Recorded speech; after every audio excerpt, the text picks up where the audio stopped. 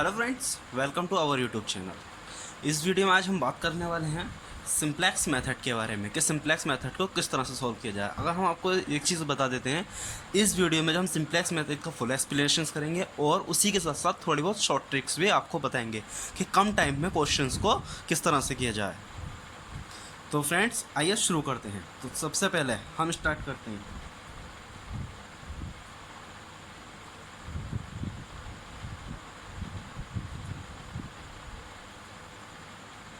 Let the select variable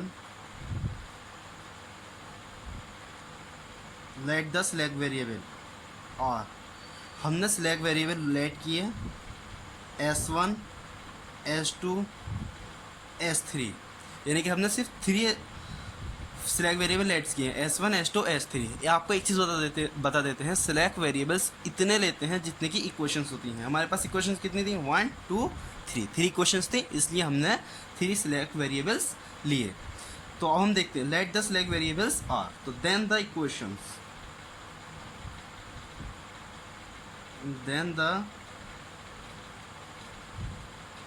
equation will be. अब हम देखेंगे जो इक्वेशंस होंगी वो क्या बनेंगी। तो सबसे पहला हम z लेते हैं। z it's equal to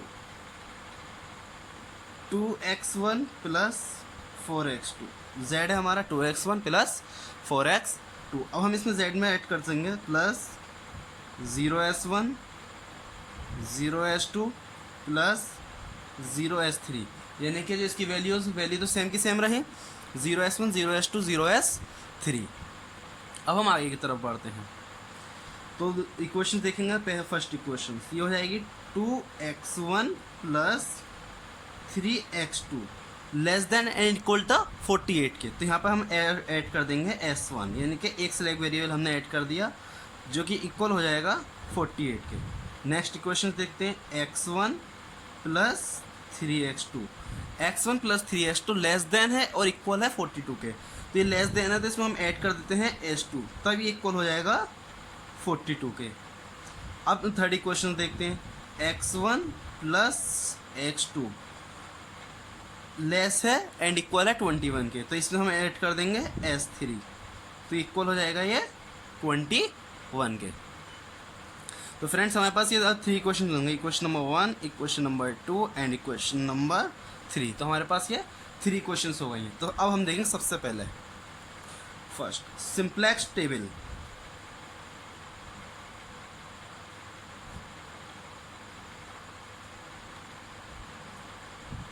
simplex table. तो आइए फ्रेंड्स हम देखते हैं सिंप्लेक्स टेबल के बारे में। तो सिंप्लेक्स टेबल फर्स्ट, यानी कि हमें सिंप्लेक्स की जितनी टेबल बनाते हैं उसको हम नंबरिंग करते जाते हैं। तो सिंप्लेक्स टेबल हमारी हो गई फर्स्ट। अब हम बात करेंगे सबसे पहले, यहाँ हम लिखते हैं CJ, यह हमारा आता है CJ, और यहाँ हम लेंगे CB कांस्टेंट वेरिएबल, और यहाँ लेंगे BV बेसिक वेरिएबल। यहाँ हम लेते हैं ZJ, और यहाँ नीचे लिखते हैं CJ माइनस ZJ, यानी कि इस CJ में से ZJ को माइनस करना।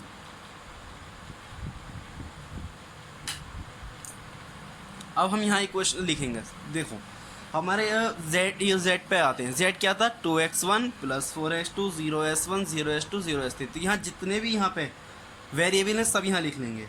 सबसे पहले x1, फिर x2, फिर s1, फिर s2 और एंड s3। हमारे जितने वेरिएबल्स हमने यहाँ लिख लिए। अब देखते हैं वेरिएबल्स के कोफिशिएंट कहते हैं। तो x1 का कोफिशिएंट था 2, तो इसको CJ के सामने लिख देंगे। x2 का कोफिशिएंट था 4, इसको CJ के सामने लिख देंगे। s1 का कोफिशिएंट 0, तो इसको CJ के सामने लिख देंगे। s2 का कोफिशिएंट 0, तो इसको यहाँ लिख दिया जाएगा। s2 को 3 का कोफिशिएंट 0, तो इसको यहाँ लिख दिया जाएगा। यहाँ हम देखेंगे सॉल्यूशंस, यहाँ लिखा जाएगा सॉल्यूशन, और यहाँ लिखेंगे रेशो। यहाँ हम लिखेंगे रेशो। अब हमारे इतनी क्वेश्चंस पर हम कर चुके हैं। अब हम देखेंगे यहाँ देखो बेसिक वेरिएबल यानी कि सिलेक्ट वेरिएबल। तो यहाँ पर हम लिखेंगे S1 S2 and S3। Basic variable हमने क्या लिख दिया, S1 S2 S3। अब इन S1 S2 S3 के सामने जो इनके कोफिशिएंट है वो लिख देते हैं। तो इनके कोफिशिएंट क्या है, 0 0 0। तो 0S1 0S2 एंड 0S3। तो हमने इनके कोफिशिएंट लिख दिए। अब हम आगे देखते हैं। बीच में यहाँ तक हमारी ये क्वेश्चंस, ये कॉमन टेबल हो गई, यानी कि इतनी टेबल आपको मैक्सिमम हर एक इसके अंदर बनानी होगी। अब इसके बाद जो अंदर की इसको हम फिलिंग करेंगे, कैसे करेंगे, देखो सबसे पहले हम आते हैं इक्वेशन नंबर 1 पे। 2x1 + 3x2 और S1। तो देखते हैं 2x1 यानी कि x1 वाली रो में इसका कोफिशिएंट लिख देंगे, कितना है 2। x2 वाली रो में इसका कोफिशिएंट लिख देंगे 3। S1 के वाली रो में इसका कोफिशिएंट लिख देंगे 1। S2 यहाँ पे कोई S2 नहीं है तो इसका कोफिशिएंट हो जाएगा 0 एंड S3 नहीं तो इसका कोफिशिएंट हो जाएगा 0। अब आते हैं x1 देखेंगे सेकेंड इक्वेशंस का। तो सेकेंड इक्वेशंस यहाँ लिखेंगे, x1 इसका है 1, x2 का कोफिशिएंट 3, S2 यानी कि S1 का कोई कोफिशिएंट नहीं है तो यहाँ पे 0 और S2 का कोफिशिएंट हो जाएगा यहाँ पे 1 एंड S3 का कोफिशिएंट नहीं है तो ये लिख देंगे हम 0। अब आते हैं इक्वेशन नंबर 3 पर, x1। तो x1 का कोफिशिएंट यहाँ पर है 1, x2 का कोफिशिएंट है यहाँ पे 1 एंड S1 का कोई कोफिशिएंट नहीं है एंड S2 का भी कोई कोफिशिएंट नहीं है और यहाँ पे S3 का कोफिशिएंट है 1। और सॉल्यूशन में लिखते हैं हमारी ये जो इक्वेशंस होती हैं यहाँ वाली 48 42 एंड 21, यानी कि फर्स्ट इक्वेशन फर्स्ट रो में, सेकंड इक्वेशन सेकंड रो में and third equation third row में। ये हमारा हो गया, यहाँ तक इक्वेशंस हो गए। अब इसमें हम आगे को सॉल्व करेंगे। हमें क्या सॉल्व करना, ZJ। अब आपको हम यहाँ थोड़ा सा रफ में बताते हैं ZJ की क्या वैल्यू होती है। यहाँ जो ZJ की वैल्यू लेंगे, ZJ की वैल्यू इक्वल होती है CB × X1, यानी कि CB की X1 से मल्टीप्लाई करेंगे और यहाँ लिखेंगे ZJ। इसी तरह से है, लेकिन ये क्या होता है सिग्मा CB × X1। यहाँ सिग्मा क्यों लगाया, क्योंकि यहाँ पे जो CB है वे 3 हैं, ये 0 ये 0 ये 0 और X1 यहाँ पर भी 3 है, 2 1 1, यानी कि इनकी मल्टीप्लाई करनी है और इनको ऐड करना। देखो ZJ का फर्स्ट पार्ट देखते हैं, 0 की मल्टीप्लाई की मल्टीप्लाई 2, CB × X1, फिर second part plus 0 × 1 CB × X1, फिर इसकी मल्टीप्लाई करते हैं प्लस 0 × 1। तो यहाँ का 0 + 0 + 0 तो ये हो जाएगा आपका 0। यहाँ देखेंगे ZJ में आ गया 0। इसी तरह से ये भी 0 हो जाएगा, ये भी 0 हो जाएगा, ये भी 0 हो जाएगा एंड ये भी 0 हो जाएगा। और इसका सॉल्यूशन देखेंगे तो सॉल्यूशन भी 0 हो जाएगा। इसको हम सॉल्यूशन तक सोल्व करते हैं, रेशो को सोल्व नहीं करेंगे, रेशो में बात को आएंगे। अब देखते हैं हमारा नेक्स्ट क्या है, CJ - ZJ। तो यानी कि CJ में से हमें ZJ माइनस करना। तो 2 में से 0 माइनस करेंगे 2, 4 में से 0 माइनस करेंगे 4, 0 में से 0 माइनस करेंगे 0, 0 में से 0 माइनस करेंगे 0 और 0 में से 0 माइनस करेंगे 0। अब आते हैं नेक्स्ट। अब हमें CJ - ZJ में ये चीज़ देखनी है कि सबसे बड़ी वैल्यू कौन सी है। तो CJ - ZJ में सबसे बड़ी वैल्यू है 4, तो इसलिए हम 4 को मार्क कर लेंगे और 4 को हम बना लेंगे की कॉलम। इसको हम क्या बना लेंगे, की कॉलम। यहाँ आपको लिख के बता देते हैं की कॉलम, इसको हमने बना लिया की कॉलम। अब जो हमने की कॉलम बनाया है रेशो को फाइंड करने के लिए, रेशो को फाइंड करने के लिए हम सॉल्यूशन को की कॉलम से डिवाइड कर देंगे। सॉल्यूशन को की कॉलम से डिवाइड कर देंगे। देखो 3 से 48 को डिवाइड करेंगे तो 48 डिवाइडिंग बाई 3, तो 3 12 48, तो यहाँ लिख देंगे 12।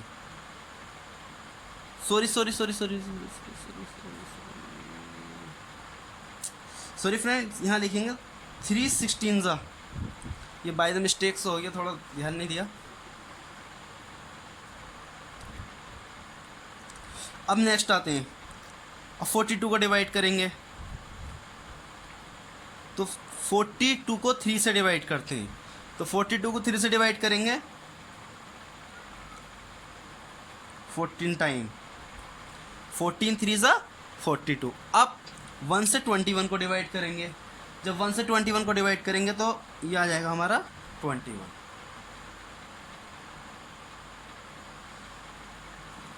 अब हम इसमें क्या चीज़ चेक करेंगे, जो हमारा रेशो है, रेशो के अंदर सबसे छोटी वैल्यू देखेंगे कि कौन सी छोटी वैल्यू है। तो 16, 14 एंड 21, तो सबसे छोटी वैल्यू यहाँ पर है हमारी 14। तो इस 14 को हम बना लेंगे सॉल्यूशन तक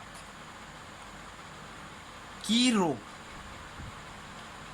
इसको क्या बना लेंगे फ्रेंड्स, की रो। हमने इसको की रो बना लिया, आपको इसलिए लिख के दिखा रहा है कि आपको दिख जाए साफ साफ। ये क्या हो गया हमारा की रो। अब यहाँ पे हमारा की पॉइंट बना होगा, यानी कि जो रो और कॉलम के बीच में आए उसको बोलते हैं हम की पॉइंट। तो यहाँ पे हमारे जो 3 बना ये हमारा की पॉइंट है। अब हम इसी तरह नेक्स्ट टेबल बनाएंगे। अब आएंगे सिंपलेक्स टेबल सेकंड पर। तो आइए फ्रेंड्स, अब हम देखेंगे सिंपलेक्स टेबल थर्ड। कि थर्ड सिंपलेक्स टेबल क्या है। तो हम जैसे कि हम पहले से जानते हैं, यहाँ लिख देंगे CJ, यहाँ CB, यहाँ BV, और यहाँ आपके जो वेरिएबल्स हैं X1, X2, S1, S2 and S3। हमने यहाँ पे अपने ये वेरिएबल्स लिख दिए। अब वेरिएबल के कांस्टेंट 2, 4, 0, 0 एंड 0। यहाँ पे सॉल्यूशन और रेशो ही रहेगा आपका। अब नीचे की तरफ आते हैं। यहाँ तो हम आप ZJ, यहाँ देखेंगे CJ माइनस ZJ, यहाँ पर था CJ माइनस ZJ। अब एक चीज़ को यहाँ चेक करेंगे। अब इसमें आगे को बढ़ने से पहले कि हम अपनी और पुरानी टेबल के साथ साथ एक चीज़ इसमें देखेंगे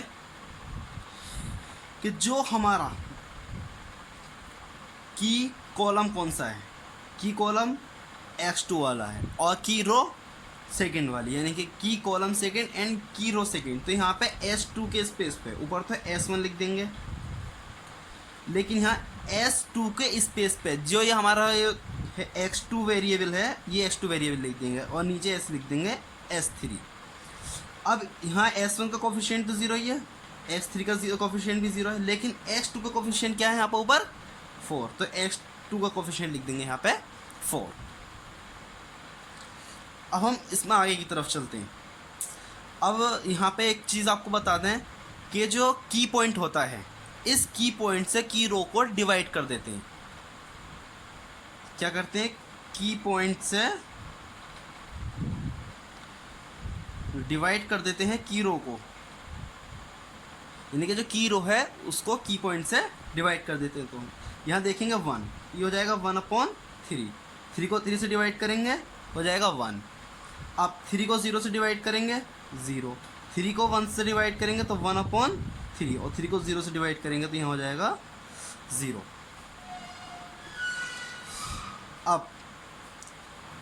अब हमें S1 यहाँ वैल्यूज़ किस तरह से लेनी होंगी, तो इसका हमारे पास एक फॉर्मूला होता है। इस फॉर्मूला हम आपको लिख के दिखा रहे हैं। न्यू वैल्यू, यानी कि क्या फाइंड करनी है, हमें न्यू वैल्यू फाइंड करनी है। तो न्यू वैल्यू फाइंड करने के लिए हमें किसी भी चीज़ की यहाँ लिखेंगे, पहले हम ओल्ड वैल्यू, जो हमारे पास ओल्ड वैल्यू होगी उसको लिखेंगे, फिर माइनस ओल्ड वैल्यू माइनस की रो मल्टीप्लाई की कॉलम डिवाइडिंग बाय की पॉइंट। हमें किसी भी चीज़ की न्यू वैल्यू फाइंड करने के लिए सबसे पहले क्या करना पड़ेगा, जो हमारे पास ओल्ड वैल्यू दे रही है उसको लिखेंगे, उसमें से माइनस करेंगे की रो को, की रो की मल्टीप्लाई करेंगे की कॉलम में, और इन दोनों को डिवाइड कर देंगे की पॉइंट से। तो आइए सबसे पहले हम एक करके दिखाते हैं। 2, हमें यहाँ 2 के स्पेस पे वैल्यू रखनी, तो न्यू वैल्यू हमें फाइंड करनी है। हमारे पास ओल्ड वैल्यू क्या है, 2 ओल्ड वैल्यू हमें दे रखी है। अब हमारे माइनस की रो क्या है, रो होती है, तो की रो कौन, तो की रो इसके सामने कौन क्या है, की रो के सामने 1, तो यहाँ लिख देंगे 1। अब है की कॉलम, तो की कॉलम में क्या है इसके सामने 3, मल्टीप्लाई 3, की कॉलम देंगे की पॉइंट तो जैसे कि आप जानते हैं यहाँ पर है 3, तो ये लिख दिया 3, तो 3 1 ज़ा 3, तो यहाँ बचा 2 - 1 इट्स इक्वल टू 1, तो यहाँ पे जो न्यू वैल्यू आएगी वे लिख देंगे यहाँ पे 1। इसी तरह से इसकी न्यू वैल्यू देखते हैं। न्यू वैल्यू 3 माइनस, अब यहाँ पे आपको पूछेंगे की रो क्या है। की रो तो यहाँ पे 3 है, 3 आ गया। की कॉलम, तो की कॉलम जो है वो यही रहेगा जो हमारे पास 3 है, तो की कॉलम में है लिख देंगे 3 डिवाइडिंग बाय, और की पॉइंट था 3 तो इससे डिवाइड करने को 3 से 3 1 सा 3, तो it's equal to 3 - 3 it's equal to 0, 3 में से 3 हो जाएगा, बचेगा यहाँ 0। अब यहाँ आपको एक चीज़ बता दें, जो की कॉलम होता है इसकी वैल्यू आप कैसे भी फाइंड कर लें हमेशा 0 आती है, इसलिए हमने आपको सोल्व करके दिखाया ये वाली वैल्यूज़। ये जो वैल्यू है वह है 0 आई, तो हमेशा की रो में जो वैल्यू होगी, सॉरी की कॉलम में, वे हमेशा 0 आएगी। जो की रो होता है उसको तो की पॉइंट से डिवाइड कर देते हैं, बाकी जो दो उसके अलावा पॉइंट बचते हैं तो उसमें जो की कॉलम होता वे वैल्यू 0 आती है। अब इस तरह से देखेंगे 1,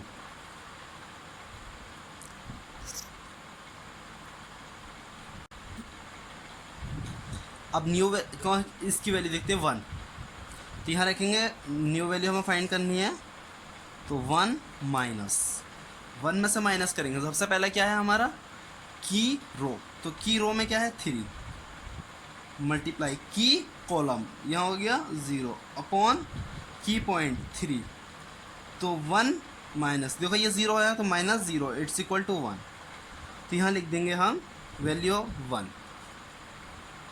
अब यहाँ आपको एक ट्रिक पॉइंट बता देते हैं, जैसे कि यहाँ पे ट्रिक पॉइंट क्या है कि रो में जो भी वैल्यू होती है, सॉरी कॉलम में, वो हमेशा 0 आती है की पॉइंट वाली रो को छोड़ के। अब यहाँ एक चीज़ आपको क्या बताते हैं, इसमें ट्रिक क्या है। इसमें ट्रिक ये है, जैसे कि यहाँ आपको 0 दे रखा है, किसी भी क्वेश्चंस के अंदर किस रो में या कॉलम में की साइड में 0 दे रखा होता है, तो उसके सामने वाला जो पॉइंट होता है वो एज इट इज़ लिख दिया जाता है। जैसे हमने आपको ये सॉल्व करके दिखाया, देखो 1 माइनस, वो एज इट इज़ क्यों लिख दिया जाता है। न्यू वैल्यू हमने ओल्ड वैल्यू लिख दी 3 1 सॉरी माइनस, फिर सामने वाली वैल्यू कौन सी, कॉलम की 3, अब उसके सामने जो की रो में है वो क्या है 0, तो ये 0 इस पूरे पोर्शन को 0 कर देगा, जिसकी वजह से आपकी सिर्फ कौन सी वैल्यू बचेगी, ये वैल्यू बचेगी। तो इसलिए इसका ट्रिक पॉइंट है। इसी तरह से कॉलम होता है, अगर ये वैल्यू कॉलम में 0 होती तो ये पूरा 0 था, अगर वैल्यू कॉलम में 0 हो तो होती है तो आपका ये पॉइंट 0 हो जाएगा।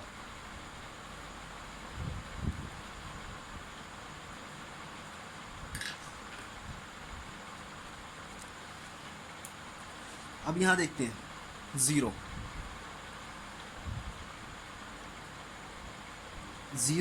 ओल्ड वैल्यू माइनस की कॉलम 3 मल्टीप्लाई की रो 1 अपॉन डिवाइडिंग बाय की पॉइंट 3 से 3 गया कैंसिल -1, तो यहाँ वैल्यू लिख देंगे -1।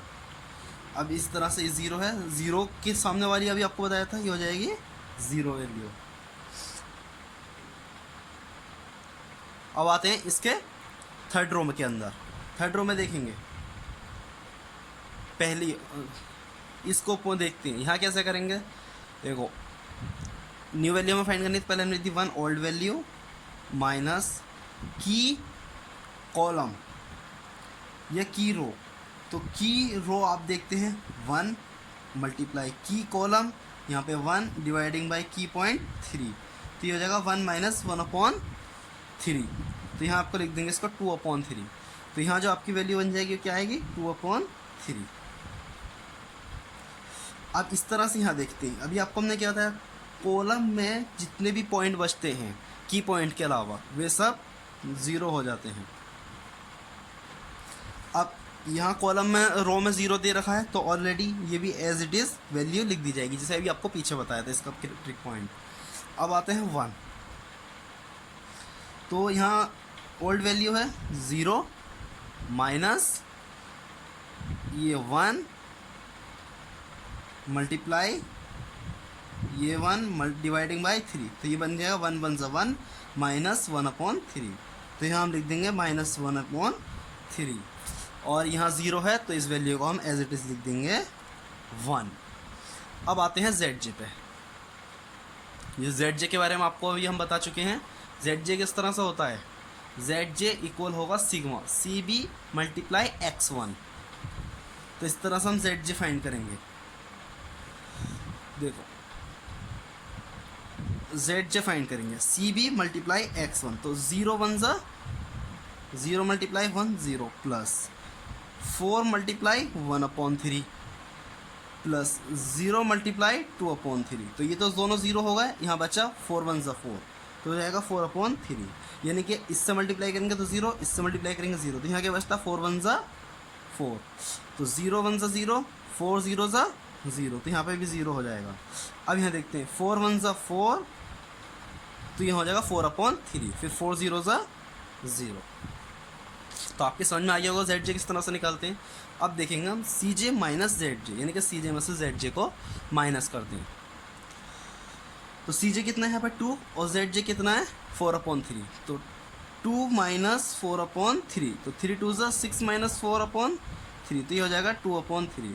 तो यहाँ आप लिख देंगे 2/3। अब 4 में से 4 माइनस करा 0, 0 में से 0 माइनस करा 0, 0 में से माइनस 4/3 करेंगे तो माइनस 4/3 बचेगा, 0 में से 0 0।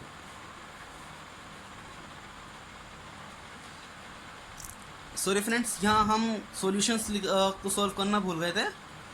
इसी तरह से हम सॉल्यूशन तक इसको सॉल्व करते हैं। जैसे कि अभी हमने आपको बताया था, ये हमारी 48 ओल्ड वैल्यू है माइनस 48 क्या है हमारी ओल्ड वैल्यू, माइनस इसके सामने की रो क्या है 42 मल्टीप्लाई, और इसके सामने की पॉइंट 3 डिवाइडिंग बाय की पॉइंट है 3, 3 1 ज़ा 3, तो ये बचेगा 48 माइनस 42, तो 48 में से 42 जाएंगे तो यहाँ आपको बचेगी वैल्यू 6। तो सॉल्यूशन में आप लिख सकते हैं 6, और यहाँ 3 से 42 को डिवाइड करेंगे तो 14 आएगा। अब ये यहाँ देखते हैं 21, तो ये हमारी ओल्ड वैल्यू है 21 माइनस और 21 की रो 42 माइनस की कॉलम 1 डिवाइडिंग बाई 3, तो इस 3 1 ज़ा 3, 3 14 ज़ा 42, तो ये बन जाएगा 21 माइनस 14, तो 21 में 14 माइनस करेंगे आप हमारा बचेगा 7, यहाँ आ गया 7। तो यहाँ तक हम इतना कर चुके हैं। अब हम देखते हैं ZJ में हमारा एक लास्ट करेंगे सॉल्यूशंस का, तो इससे मल्टीप्लाई करेंगे 0 6 ज़ा 0, तो 14 4 ज़ा, तो 14 4 ज़ा कितना होता है आपको वो यहाँ लिखना है, 14 4 ज़ा 56, तो सॉल्यूशन में आ जाएगा 56। अब जैसे कि हमने भी पीछे बताया था, यहाँ पे सबसे बड़ी वैल्यू लेते हैं, तो सबसे बड़ी वैल्यू CJ माइनस ZJ में कौन सी 2/3, CJ माइनस ZJ में सबसे बड़ी वैल्यू है 2/3, तो इसको हम बना लेंगे की कॉलम। अब रेशो निकालने के लिए हमने आपको पीछे बताया था, अभी क्या बताया था रेशो निकालने के लिए, रेशो को ऐसे निकालते हैं सॉल्यूशन को डिवाइड कर देते हैं की कॉलम से।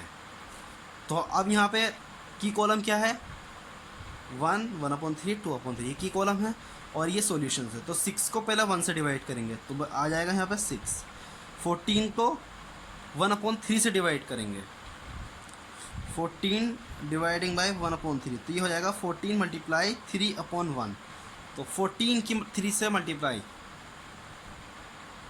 42। अब यहाँ देखते हैं, इससे इसको डिवाइड करेंगे तो 7 3 ज़ा 21/2, क्या आ जाएगा 21/2।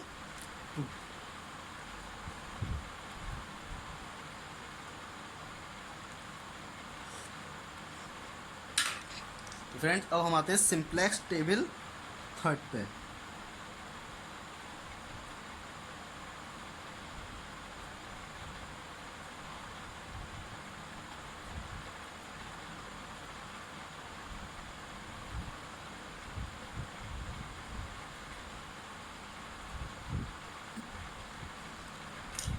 तो फ्रेंड्स अब हम देखेंगे सिंप्लेक्स टेबल थर्ड।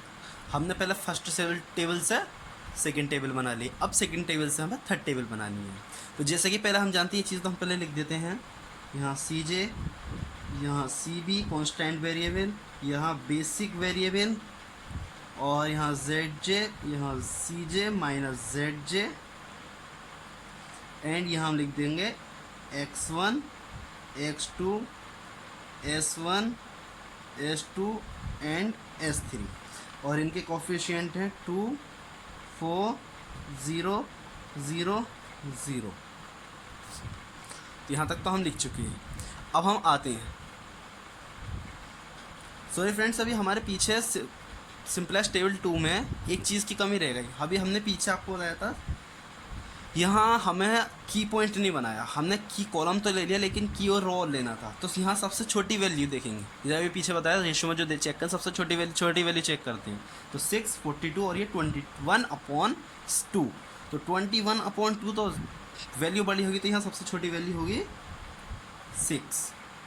तो यहाँ ये बन जाएगा हमारा की रो, ये की रो बन गया, और ये हो गया की पॉइंट, ये की रो हो गया, और ये हमारा आपका बन गया की पॉइंट। अब जैसे कि हमने आपको भाई पीछे बताया था, ये की पॉइंट, तो ये कौन से उसमें आ रहा है, फर्स्ट रो और फर्स्ट कॉलम में। तो यहाँ फर्स्ट रो फर्स्ट कॉलम, तो यहाँ S1 के स्पेस पे रख देंगे x1, यहाँ S1 के स्पेस पे रख दिया जाएगा x1, और जब x1 रखा जाएगा तो इसका कोफिशिएंट भी इसके साथ साथ लिख दिया जाएगा। और यहाँ नीचे एज इट इज़ लिख देंगे x2, इसका कोफिशिएंट 4, और लास्ट में लिख देंगे s3, इसका कोफिशिएंट है 0। अब जैसे कि हमने आपको बताया था पीछे कि की पॉइंट से पूरे की रो को डिवाइड कर देती हैं। तो 1 है तो 1 से इसको डिवाइड करेंगे तो 1 आ जाएगा, 1 से 0 को डिवाइड करेंगे 0, 1 से 1 को डिवाइड करेंगे 1, 1 से -1 को डिवाइड करेंगे -1, 1 से 0 को डिवाइड करेंगे 0, 1 से 6 को डिवाइड करेंगे तो 6। अब ये हमारा हो गया। अभी जैसे हमने आपको एक पीछे ट्रिक पॉइंट बताया था कि कॉलम के अंदर जो भी वैल्यू होती है, हमने आपको सोल्व करके दिखाया था, ये सारी जो वैल्यू आ जाती हैं कैसी आती हैं, 0। ये 0 हो जाएगा और ये हमारा 0 हो जाएगा।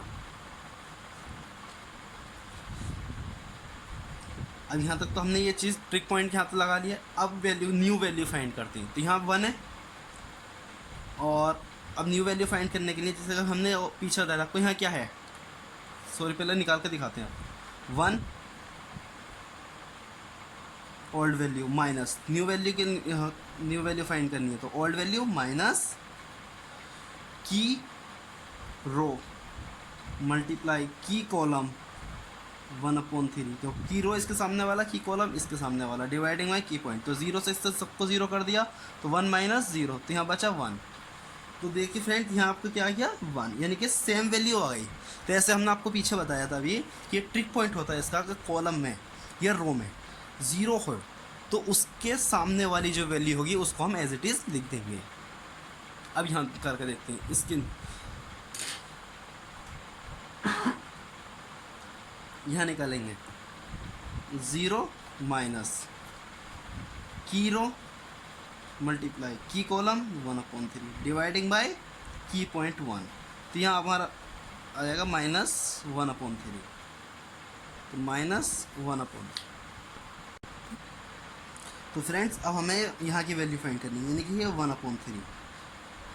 तो 1/3 माइनस यानी कि ओल्ड वैल्यू की रो का पॉइंट वैल्यू और की कॉलम की वैल्यू डिवाइडिंग बाय की पॉइंट 1। यहाँ हम देखेंगे 1/3, 1 1 1 माइनस माइनस प्लस 1/3, तो ये हो जाएगा 2/3। ऊपर 0 है तो इसको बाय द ट्रिक हम इसको 0 लिख देंगे। अब ये 14 माइनस 6 मल्टीप्लाई 1/3 डिवाइडिंग बाय 1। तो 3 1 3, 3 2 6, तो 14 माइनस 2 इट्स इक्वल टू 12। तो यहाँ हम लिख देंगे 12। अब आते हैं यहाँ इस वैल्यू को चेक देखेंगे, यानी कि यहाँ ऊपर 0 है तो इसको हम एज इट इज़ यहाँ भी 0 सेम वैल्यू लिख दी जाएगी। अब यहाँ ऊपर 1 है तो अब इसको देखते हैं, 0 माइनस की रो का मल्टीप्लाई और की कॉलम की वैल्यू 2/3 डिवाइडिंग बाई की पॉइंट, तो हो जाएगा -2/3 -2/3। अब यहाँ देखते हैं -1/3 की कॉलम -1 मल्टीप्लाई और की रो 2/3 डिवाइडिंग बाय की पॉइंट, तो ये -1/3 माइनस माइनस प्लस 2/3, तो यहाँ -1/3 और प्लस 2/3, -1/3 प्लस 2/3, तो यहाँ बचेगा हमारा 1/3। अब इस वैल्यू को देखेंगे, ऊपर क्या है, यहाँ 0, यहाँ 0 है और यहाँ 1, तो इसको हम वैल्यू को एज इट इज देंगे। अब इस वैल्यू को फाइंड करते हैं, 7 माइनस की रो मल्टीप्लाई इंटू 2/3 की पॉइंट डिवाइडिंग बाई की पॉइंट, 3 1 ज़ा 3, 3 2 ज़ा 6, तो 7 - 4 इट्स इक्वल टू 3, यहाँ लिख दिया जाएगा 3। अब हम फाइंड करेंगे जेड, जैसे कि हम जेड जे आपको अभी तो बता चुके हैं 2 बार एक्सप्लेन करके, अब डायरेक्ट यहाँ कलर करेंगे, यानी कि सी बी मल्टीप्लाई x1, तो 2 1 ज़ा 2, 2 1 ज़ा 2 और 4 0 ज़ा 0, 0 0 ज़ा 0, तो यहाँ लिख देंगे हम 2।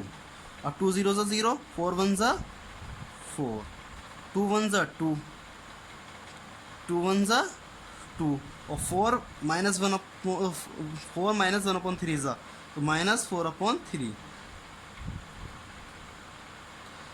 तो 3 2 ज़ा 6 -4/3, तो यहाँ हो जाएगा 2/3, तो यहाँ लिख देंगे 2/3। अब इसी तरह से -2 और माइनस प्लस 4 2 ज़ा 8/3, तो 3 2 ज़ा 6 -6 प्लस 8/3 इट्स इक्वल टू 2/3।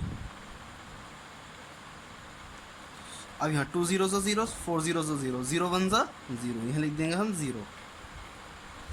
अब सी जे माइनस जेड जे, 2 में से 2 माइनस करेंगे 0, 4 में से 4 माइनस करेंगे 0, 0 में से -2/3 जाएगा तो -2/3, 0 में से 2/3 जाएगा -2/3, 0 में से 0 जाएगा 0।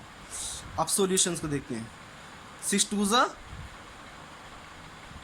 12 और 12 4 ज़ा 48, तो दोनों को ऐड कर देंगे, 48 और 12 हो जाएगा 60। अब हम आपको यहाँ एक चीज़ बताने वाले हैं, बहुत ध्यान रखना कि हम जो सारी value C J minus Z जे की सारी वैल्यूज़ कैसी हो गई, निगेटिव हो गई या ज़ीरो हो गई।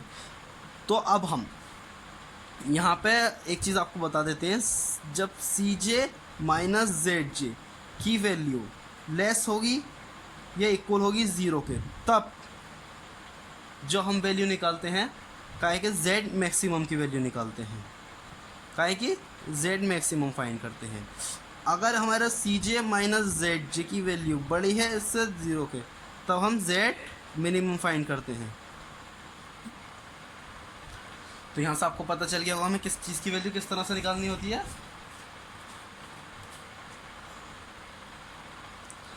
अब हम यहाँ देखते हैं, हमने जो वैल्यू निकालनी थी जेड मैक्सिमम की वैल्यू निकालनी है, तो यहाँ हमारे जो क्या है, all C J minus Z J is less than and equal to 0, सारे के सारे सी जे माइनस जेड जे की वैल्यू जो है 0 के इक्वल हैं या 0 से लेस हैं, तो then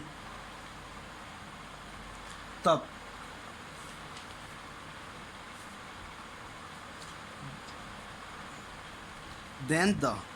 then the given solution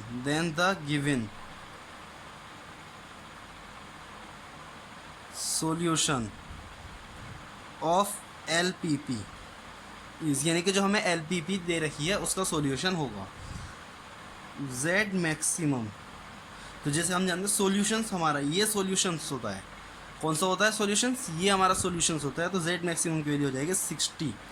अब किस चीज़ पर हुई, इसके पॉइंट देख लेते हैं, एट x1, तो x1 कितना आया हमारा, x1 it's equal to 6, x2 it's equal to 12, तो x1 और x2 ये आ गए हमारे, तो मैक्सिमम ऑफ z की वैल्यू 60 आ गई। तो आंसर या हम इसको इस तरह से फाइंड कर सकते हैं, जैसे हमारे पास जेड मैक्सिमम की इक्वेशंस दे रखी थी। हमारी इक्वेशंस क्या थी अगर हम चेक करें तो 2x1 प्लस 4x2, तो हम लिखेंगे 2x1 plus 4x2 it's equal to, देखो 2 इंटू x1 की वैल्यू कितनी है 6, x1 की वैल्यू यहाँ पे 6 प्लस 4 इंटू x2 की वैल्यू कितनी है 12, तो 6 2 ज़ा 12 और 12 4 ज़ा 48, तो इट्स इक्वल टू 60। ये आपका हो गया full explanations of the simplex method in the LPP. तो थैंक यू फ्रेंड्स, अब हम मिलते रहेंगे अगली वीडियो में। अगर आपको सिंप्लेक्स मेथड से रिलेटिव कोई और क्वेश्चंस पूछने तो आप मुझे कमेंट्स बॉक्स में मैसेज करके बता सकते हैं, या डिस्क्रिप्शन में मेरा मोबाइल नंबर है, उस पर आप व्हाट्सएप पर मैसेज करके उसमें मुझे कांटेक्ट कर सकते हैं। Thank you friends.